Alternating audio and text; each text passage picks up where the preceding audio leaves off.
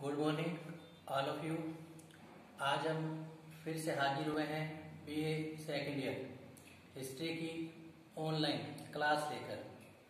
आज का जो हमारा टॉपिक है वो मध्यकालीन भारतीय इतिहास के अंतर्गत लिया गया है। इस टॉपिक जो आज का है हमारा वो है फिरोज तुगलक के प्रशासनिक सुधार। तो आज का जो हमारा टॉपिक है वो फिरोज तुगलक के प्रशासनिक सुधार। फिरोज तुगलक ने 1351 से लेकर 1388 ईस्वी तक शासन किया था। फिरोज का जन्म 1309 ईस्वी में माना गया है। इसका जो मूल नाम था वो था कमालुद्दीन फिरोज और इसे जो उपाधि मिली हुई थी वो थी सैयद उस सलातीन। सल्तनत काल का अकबर एल्फिंटस और एलियट ने फिरोज तुगलक को सल्तनत काल का अकबर कहा है। इसके अलावा फिरोज तुगलक को सल्तनत काल का जयसिंह, भवन निर्माताओं का राजा और एक कल्याणकारी शासक के रूप में भी इसे जाना गया है। बर्नी ने उसे दिल्ली सल्तनत का एक आदर्श सुल्तान कहा है। राज्याभिषेक, जो फिरोज तुगलक का राज्याभिषेक था वो 23 मार्च 1351 को थट्टा में सिंधु नदी के तट पर हुआ था। तो हम फिरोज तुगलक के प्रारंभिक जीवन के बारे में जानकारी प्राप्त करते हैं कि किन परिस्थितियों में फिरोज तुगलक ने दिल्ली की गद्दी पर अपना एकाधिकार स्थापित किया था। तो फिरोज तुगलक से पहले तुगलक वंश का जो शासक था वो था मोहम्मद बिन तुगलक, जिसने 1325 से लेकर 1321 ईस्वी तक 1325 से लेकर 1351 ईस्वी तक शासन किया था। तो हुआ क्या था कि तग्गी विद्रोह को दबाने में सिंध के थट्टा में 23 मार्च 51 को मोहम्मद बिन तुगलक की क्या हो गई थी, मृत्यु हो गई थी। तो इस प्रकार मोहम्मद बिन तुगलक की मृत्यु के पश्चात दिल्ली का नया सुल्तान जो घोषित किया गया था वो था फिरोज शाह तुगलक। जो फिरोज शाह तुगलक था वो मोहम्मद बिन तुगलक के चाचा रज्जब का पुत्र था। अर्थात मोहम्मद बिन तुगलक और फिरोज तुगलक दोनों आपस में चचेरे भाई थे। फिरोज तुगलक ने अपनी आज्ञाकारिता और स्वामी भक्ति के कारण मोहम्मद बिन तुगलक को प्रसन्न कर लिया था। ऐसा कहा भी जाता है कि मोहम्मद बिन तुगलक ने अपना उत्तराधिकारी फिरोज तुगलक को घोषित भी किया था। अब इसके हम थोड़ा प्रारंभिक जीवन के बारे में जानकारी प्राप्त करते हैं फिरोज तुगलक के। तो इस प्रकार मोहम्मद बिन तुगलक की मृत्यु के बाद थट्टा के निकट शाही शिविर में उपस्थित प्रमुख अमीरों और उलेमाओं ने क्या किया था, सर्वसम्मति से फिरोज तुगलक को दिल्ली का नया सुल्तान घोषित कर दिया था। फिरोज शाह तुगलक मोहम्मद तुगलक के चाचा रज्जब का पुत्र था उसकी मां नैला बीबी एक राजपूत सरदार रणमल की पुत्री थी। फिरोज का जन्म जैसा कि मैंने बताया 1309 ईस्वी में हुआ था। फिरोज ने मोहम्मद बिन तुगलक के प्रति स्वामी भक्ति और आज्ञाकारिता के कारण उसका विशेष स्नेह उसको प्राप्त था। यही कारण है कि मोहम्मद बिन तुगलक फिरोज तुगलक के साथ अच्छे संबंध कायम थे। इसी प्रकार फिरोज तुगलक का राज्यारोहण जो कि 23 मार्च 1351 को थट्टा में सिंधु नदी के तट पर हुआ था। इसका कारण क्या था कि 23 मार्च को तग्गी के विद्रोह को दबाने में मोहम्मद बिन तुगलक की मृत्यु हो गई और जो उसकी मृत्यु के बाद उसका राज्यारोहण जो है वो दिल्ली से बहुत दूर थट्टा के शाही शिविर में किया गया था। मोहम्मद बिन तुगलक की मृत्यु से शाही शिविर जो था वो संकट में फंस गया था। चारों ओर अशांति अव्यवस्था फैल गई थी। मंगोलों के आक्रमण उस समय शुरू होने लगे थे। तो अगर जल्द दिल्ली का सुल्तान नया सुल्तान घोषित अगर नहीं किया जाता तो दिल्ली एक बहुत बड़े संकट में फंस सकती थी। अतः उस समय थट्टा में अमीर सरदारों और उलेमाओं ने क्या किया, फिरोज तुगलक को दिल्ली का सुल्तान घोषित कर दिया और थट्टा में उसका राज्याभिषेक भी कर दिया गया। और इस प्रकार फिरोज तुगलक को दिल्ली सल्तनत का सुल्तान बनाया गया। और इसी प्रकार दिल्ली के सुल्तान बनने के पहले तो फिरोज तुगलक ने दिल्ली का सुल्तान बनने से मना किया, लेकिन जब उसे वास्तविक स्थिति के बारे में बताया गया कि किस प्रकार जो दिल्ली सल्तनत है, अब वो दिल्ली सल्तनत जो है संकटों में फंस चुकी है, मंगोलों के आक्रमण शुरू हो गए हैं, अतः आपको जल्द ही वहां की शासन गद्दी संभालनी चाहिए। तो अमीर सरदारों और उलेमाओं के कहने पर ही फिरोज तुगलक ने क्या किया, दिल्ली का सुल्तान बनने का उसने निश्चय किया था। तो इस प्रकार फिरोज तुगलक मोहम्मद बिन तुगलक के पश्चात दिल्ली का नया सुल्तान बनाया गया। तो जब फिरोज तुगलक ठट्टा से दिल्ली की ओर रवाना होता है, तभी उसे रास्ते में समाचार मिलता है कि ख्वाजा जहां ने दिल्ली के अंदर मोहम्मद बिन तुगलक के किसी अन्य पुत्र को गद्दी पर बिठा दिया है।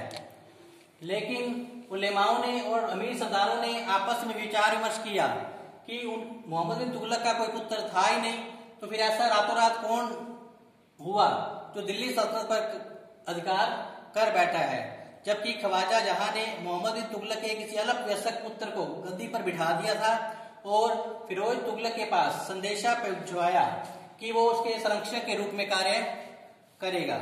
लेकिन उलेमाओं ने और अमीर सरदारों ने विचार विमर्श करने के पश्चात स्पष्ट किया कि उसका कोई पुत्र जीवित नहीं है।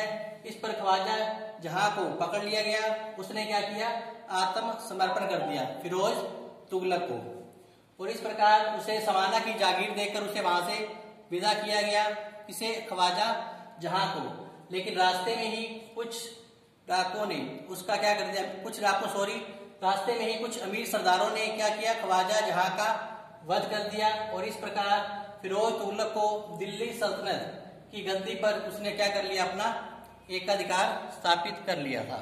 अब हम फिरोज तुगलक के प्रशासनिक सुधारों के बारे में जानकारी प्राप्त करेंगे, जो इस प्रकार है। नंबर 1 है प्रारंभिक कार्य, अर्थात फिरोज तुगलक ने गद्दी पर बैठने के पश्चात प्रारंभिक रूप से कौन कौन से कार्य किए और अपनी प्रजा को संतुष्ट करने का उसने प्रयास किया था। तो फिरोज तुगलक के समक्ष सबसे प्रथम कार्य जनता और कर्मचारियों को संतुष्ट करना रहा था, जो कि शासन में हुए परिवर्तन से असंतुष्ट थे।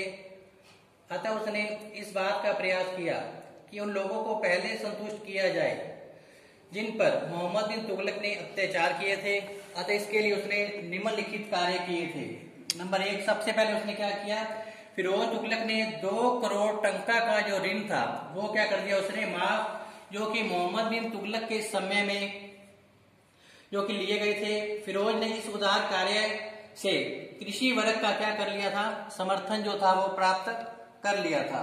दूसरा प्रारंभिक जो कार्य था वो था, मोहम्मद बिन तुगलक ने जिन लोगों का वध करवाया था या फिर उनको यातनाएं दी थी, तो उसने क्या किया, उनके वारिसों को सुल्तान ने क्या किया, फिरोज तुगलक ने धन देकर संतुष्ट किया और उनसे क्षमा पत्र लिखवाए, जिससे क्षमा पत्र लिखवाए कि उन्होंने मोहम्मद बिन तुगलक को क्या कर दिया है, माफ कर दिया है।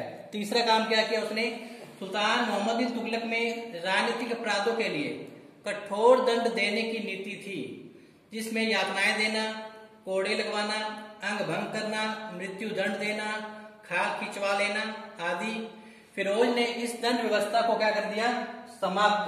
फिरोज तुगलक ने अपने शासन काल में उदार दंड व्यवस्था का समावेश किया और अपराधियों को कठोर दंड देना उसने क्या कर दिया था, बंद कर दिया था। तो इस प्रकार फिरोज तुगलक को कल्याणकारी शासक के रूप में भी जाना जाता है, क्योंकि उसने प्रशासन के संबंध में अनेक सुधार किए और प्रजा हित के संबंध में उसने काफी सुधारात्मक कार्य किए थे। इसी प्रकार फिरोज तुगलक का जो अगला प्रारंभिक कार्य था वो क्या था, अधिकारी वर्ग की सद्भावना और विश्वास प्राप्त करने के लिए उसने क्या किया, उनके वेतन में क्या कर दी, वृद्धि कर दी, और उनके हिसाब किताब की जांच के समय उनको जो शारीरिक यातनाएं दी जाती थी, फिरोज तुगलक ने वो भी क्या कर दी, बंद। इसके अलावा नेक्स्ट जो उसका प्रारंभिक कार्य था वो था, फिरोज को सुल्तान बनने में उलेमाओं वर्ग का विशेष योगदान रहा था। अतः सुल्तान ने इस वर्ग को संतुष्ट करने का काफी प्रयास किया, अर्थात उसने धर्म को राजनीति में हस्तक्षेप करने का पूरा अवसर दिया। फिरोज तुगलक शासन संबंध में जो भी कोई सुधारात्मक काम करता था या कोई महत्वपूर्ण निर्णय जब लिया जाता था, तो फिरोज तुगलक इस बात का ध्यान रखता था, किस बात का, कि जो भी महत्वपूर्ण निर्णय लिया जा रहा है वो धर्म सम्मत हो, अर्थात उसने उलेमाओं के सहयोग से क्या किया, अपने शासन कार्य का संचालन करना शुरू किया था।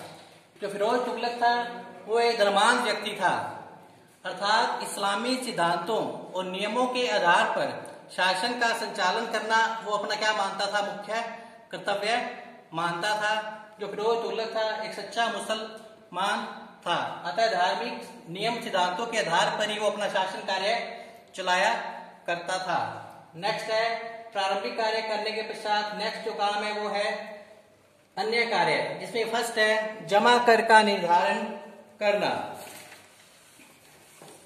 तो फिरोज के समक्ष पहला जो कार्य था वो जमा का सही निर्धारण करना था। ये कार्य उसने योग्य और अनुभवी अधिकारी ख्वाजा हिसामुद्दीन को सौंपा। उसने विभिन्न प्रांतों का दौरा किया और राजस्व संबंधी सभी आंकड़ों की जांच की और 6 वर्ष के कठोर परिश्रम के बाद उसने राज्य की जो वार्षिक आय थी वो 6,85,00,000 टन का निर्धारित की। हिसामुद्दीन ने राज्य की जो इनकम 6,85,00,000 टन का निर्धारित की थी। 6,85,00,000 टन का निर्धारित की राज्य की आय।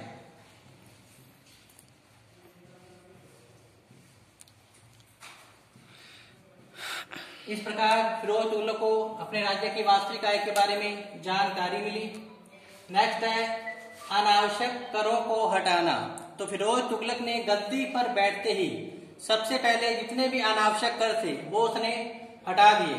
ऐसा माना जाता है कि फिरोज तुगलक ने लगभग 24 प्रकार के कर क्या कर दिए, समाप्त। और इस्लामी कानून के अनुसार उसने 4 कर लगाए जनता पर, जिसमें खमस, खराज, जजिया, जकात, ये 4 प्रमुख कर फिरोज तुगलक द्वारा लगाए गए थे।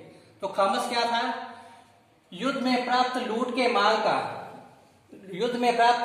माल का राज्य का हिस्सा जो था वो 1/5 था और 4/5 जो भाग होता था वो सैनिकों में बांट दिया जाता था।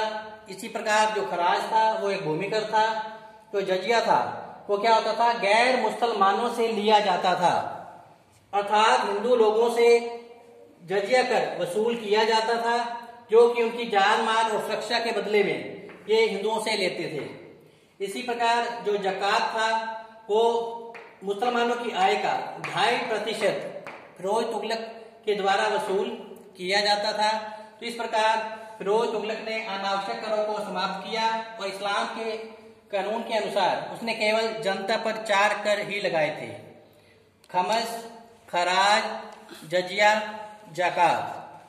तो इस प्रकार फिरोज तुगलक ने जनता की भलाई हेतु कुछ अन्य कार्य भी किए, जैसे नंबर 3 पर है भेंट, उपहार और प्रथा की समाप्ति की फिरोज तुगलक ने।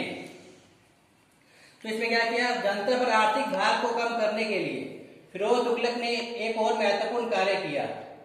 अभी तक क्या होता था, सूबेदारों को अपनी नियुक्ति के समय सुल्तान को क्या होता था, भेंट उपहार देने पड़ते थे। तो फिरोज तुगलक ने इसको अनुचित माना और उन्होंने क्या किया, फिरोज तुगलक ने भेंट उपहार प्रथा की क्या कर दी, समाप्त। अब नए सूबेदार से फिरोज तुगलक किसी प्रकार का भेंट और उपहार लेता नहीं था।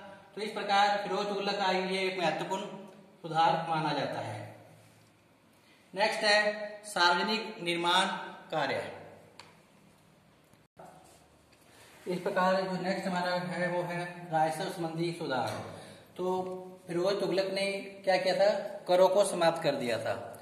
इस प्रकार कृषकों को काफी राहत मिली थी। इसके अलावा फिरोज तुगलक ने क्या किया, जो भ्रष्ट कर्मचारी वर्ग था वो क्या करते थे, किसानों से जबरदस्ती जो कर वसूल करते थे, फिरोज तुगलक ने उनको क्या किया, दंडित करना शुरू किया कि किसी तरह से किसानों को कोई परेशानी नहीं हो। तो इसलिए राजस्व के संबंध में उसने भ्रष्ट कर्मचारी वर्ग जो कि किसानों से कठोरता पूर्वक कर लिया करते थे, उसने उनको कठोर दंड दिया उन कर्मचारियों को, और इस प्रकार किसानों को काफी सुविधा प्राप्त हुई। नेक्स्ट है जो अपना टॉपिक है वो है सार्वजनिक निर्माण कार्य। तो इस प्रकार फिरोज तुगलक ने क्या क्या सार्वजनिक निर्माण कार्य भी काफी किए। फिरोज तुगलक ने अनेक सार्वजनिक निर्माण कार्य आरंभ किए। फरिश्ता के अनुसार सुल्तान ने क्या किया, लगभग 40 मस्जिदें बनवाई, 30 विद्यालयों की स्थापना की, 20 महल बनवाए, 100 सराय बनवाई, 300 नगर बसाए, 100 अस्पतालों का निर्माण करवाया, 5 मकबरे बनवाए, 100 सार्वजनिक स्नान गृहों की स्थापना करवाई और 15 पुलों का निर्माण जो कि फिरोज तुगलक के शासनकाल में ही करवाए गए थे। तो फिरोज तुगलक ने इस प्रकार निर्माण कार्य की ओर काफी ध्यान दिया। उसने 300 नगर बसाए, जिसमें 5 उसके महत्वपूर्ण नगर थे। कौन कौन से? हिसार, फिरोजपुर, फतेहाबाद, जौनपुर, फिरोजाबाद। तो 5 महत्वपूर्ण नगरों की जो स्थापना है वो सल्तनतकालीन सुल्तान फिरोज तुगलक द्वारा ही बसाए गए थे। तो इस प्रकार सार्वजनिक निर्माण कार्यों में उसकी रुचि थी और उसने इस संबंध में काफी सुधार भी किए थे। नेक्स्ट है कृषि का विस्तार। तो फिरोज तुगलक ने कृषि के विस्तार और आयशा वृद्धि के लिए अनेक महत्वपूर्ण कार्य किए। उसने सबसे पहले महत्वपूर्ण कार्य जो था वो था नहरों का निर्माण करवाना। तो फिरोज तुगलक ने लगभग 5 बड़ी नहरों का निर्माण करवाया था, जिससे कि किसानों को सिंचाई की सुविधा उपलब्ध हो सके। इन 5 नहरों में सबसे प्रमुख नहर जो पहली है, जो कि यमुना नदी से हिसार तक जाती थी, ये 150 मील लंबी थी। दूसरी नहर सतलज से घग्गर तक जाती थी, जो कि 96 मील लंबी थी। तीसरी मांडवी और सिरमौर की पहाड़ियों से हांसी तक जाती थी। चौथी घग्गर से फिरोजाबाद तक जाती थी। नेक्स्ट है 5वीं यमुना से फिरोजाबाद तक जाती थी। इसी प्रकार फिरोज तुगलक ने 50 बांध व तालाबों का निर्माण भी करवाया। सिंचाई व यात्रियों की सुविधा के लिए उसने 160 कुएं भी खुदवाए थे। इसके अलावा सुल्तान ने 1200 बाग भी लगवाए थे, जिससे उसको 1,80,000 टन की वार्षिक अतिरिक्त आय होने लगी थी। तो इस प्रकार सुल्तान ने किसानों को सिंचाई की सुविधा उपलब्ध कराने के संबंध में 5 बड़ी नहरों को निर्मित किया, जिससे कि किसानों को कृषि उत्पादन यानी फसलों को उत्पन्न करने में किसी प्रकार की कोई परेशानी उनको न हो। इस प्रकार किसानों की सुविधाओं का फिरोज तुगलक ने काफी ध्यान रखा था। तो राज्य की आय में वृद्धि का तीसरा जो साधन, जो कि मैंने बताया कि फिरोज तुगलक ने 1200 बाग लगवाए थे, जिनसे कि उसको 1,80,000 टन का वार्षिक आय भी होती थी। नेक्स्ट है सैन्य सुधार। तो फिरोज तुगलक को युद्धों में रुचि नहीं थी, अतः उसका सैन्य संगठन जो था वो कमजोरी था। उसने सैन्य व्यवस्था में आधुनिक अस्त्र शस्त्र उपलब्ध करवाने की ओर उसने ध्यान नहीं दिया। सेना में अनेक दोष उत्पन्न हो गए थे। उसमें सैनिकों को वेतन की जगह जागीरें दी, हुलिया नोट करने की प्रथा उसने बंद कर दी, घोड़ों को दागने की प्रथा भी उसने बंद कर दी। जो सैन्य सेवा थी वो क्या कर दी, उसने वंशानुगत कर दी थी। अर्थात सैनिक की मृत्यु होने के पश्चात उसकी जगह पर उसका बेटा, दामाद या अन्य को रिश्तेदारों को रखा जा सकता था। अर्थात कहने का मतलब यह है कि फिरोज तुगलक के समय सेना की योग्यता पर ध्यान नहीं दिया जाता था, क्योंकि फिरोज तुगलक ने सैनिक सेवा वंशानुगत कर दी थी, जिससे योग्यता का महत्व समाप्त हो गया था। सेना में काफी भ्रष्टाचार उस समय फैलने लग गया था। इसके अलावा न्याय के संबंध में भी ये उदार शासक था। कठोर अपराधों के लिए भी ये गंभीर अपराधों के लिए भी ये कठोर दंड नहीं देता था। इसने अपने शासनकाल में उदार दंड व्यवस्था का ही समावेश किया था। फिर इसके अलावा जो नेक्स्ट है शिक्षा को प्रोत्साहन। तो फिरोज तुगलक ने शिक्षा को भी काफी प्रोत्साहन दिया था। फिरोज तुगलक ने शिक्षा को भी काफी प्रोत्साहन दिया था। उसने 30 मदरसों की स्थापना की, जिसमें दिल्ली का मदरसा इस्लामी ज्ञान और अध्ययन का महत्वपूर्ण एक केंद्र था। इसके केंद्र में सुल्तान ने पश्चिम एशिया के प्रसिद्ध विद्वानों को बुलाकर वहां पर नियुक्ति प्रदान की थी। विद्यार्थियों के लिए वजीफों की भी अच्छी व्यवस्था की गई थी। इन मदरसों में राज्य ने शिक्षा की पूरी सुविधाओं का इंतजाम किया। जो फिरोज तुगलक था स्वयं भी एक अच्छा साहित्यकार था। उसने फतवात फिरोज शाही नामक एक ग्रंथ भी लिखा था। तो इस प्रकार शिक्षा के क्षेत्र में भी इसने काफी महत्वपूर्ण कार्य किए थे। तो इसके अलावा फिरोज तुगलक ने सार्वजनिक हित के संबंध में भी काफी कार्य किए थे। जैसे कि उसने क्या किया, सुल्तान ने कठोर दंड देने की प्रथा बंद कर दी, न्याय प्रणाली को उसने उदार बनाया, जन कल्याणकारी योजनाओं को उसने महत्व प्रदान किया। इसके लिए उसने रोजगार दफ्तर खोले, अर्थात इसके अंतर्गत जो बेरोजगार व्यक्ति होते थे उन्हें रोजगार प्रदान, उनके नाम एक रजिस्टर में लिखे जाते थे और उन्हें रोजगार प्रदान किया जाता था। इसी प्रकार जन कल्याण की दिशा में सुल्तान का जो दूसरा कार्य था वो गरीब मुस्लिम परिवार की कन्याओं के विवाह के लिए राज्य की ओर से आर्थिक सहायता प्रदान की जाती थी। सुल्तान ने दीवाने खैरात विभाग की स्थापना इसके लिए की थी। ये विभाग क्या करता था, विधवाओं और अनाथ बच्चों को की सहायता प्रदान करता था।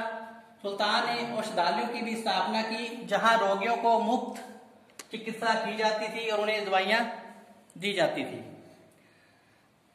तो नेक्स्ट है धार्मिक नीति। तो फिरोज तुगलक की एक धर्मांध व्यक्ति था, अतः वो कट्टर मुसलमान था। उसने इस्लामी सिद्धांतों के अनुसार शासन कार्य करना आरंभ किया। वो हिंदुओं के विरुद्ध था। उसने अनेक मंदिरों को तुड़वाकर उसकी जगह मस्जिदों का निर्माण करवाया था। उसने मस्जिदों का निर्माण करवाया और इसके साथ साथ उसने क्या किया, एक ब्राह्मण को जिंदा भी जलवा दिया था। ऐसा कहा जाता है कि फिरोज तुगलक ने जगन्नाथ मंदिर को भी तुड़वा दिया था। तो फिरोज तुगलक की धर्मांध व्यक्ति था, जिसकी धार्मिक नीति अच्छी नहीं थी। हिंदुओं के प्रति ये कठोर था, जबकि मुस्लिमों के प्रति ये उदार शासक माना गया था। तो इस प्रकार फिरोज तुगलक के कुछ ऐसे कार्य थे जिसके कारण तुगलक वंश की नींव हिल गई थी और उसके पतन की ओर अग्रसर होने लगा था। जैसे सैन्य अवस्था उसकी वंशानुगत थी। तो इसके साथ ही जो फिरोज तुगलक एक महत्वपूर्ण बात और थी, वो थी उसकी दास प्रथा। तो फिरोज तुगलक के पास लगभग 1,80,000 दास थे, जबकि शाही सेवा में 40,000 दास तो उसकी सेवा में ही शाही महल में ही नियुक्त रहते थे। इनकी देखरेख के लिए अलग विभाग था जो कि उनकी देखरेख करता था और उनका पालन पोषण की व्यवस्था करता था। तो इस प्रकार कुछ ऐसे कार्य थे, जैसे दास प्रथा होना, सैन्य विभाग का कमजोर होना और वंशानुगत सेना का प्रारंभ कर देना, जिसके कारण जो तुगलक वंश की नींव हिली और पतन के लिए कारगर सिद्ध हुई। इस प्रकार फिरोज तुगलक की धार्मिक नीति दोषपूर्ण थी, जिसके कारण तुगलक साम्राज्य का पतन हुआ था। तो इस प्रकार आज का जो हमारा टॉपिक है फिरोज तुगलक, वो यहाँ पर समाप्त होता है। कल हम एक नए टॉपिक के साथ फिर से हाजिर होंगे। इसलिए स्वस्थ रहें, घर पर रहें, पढ़ते रहें। धन्यवाद।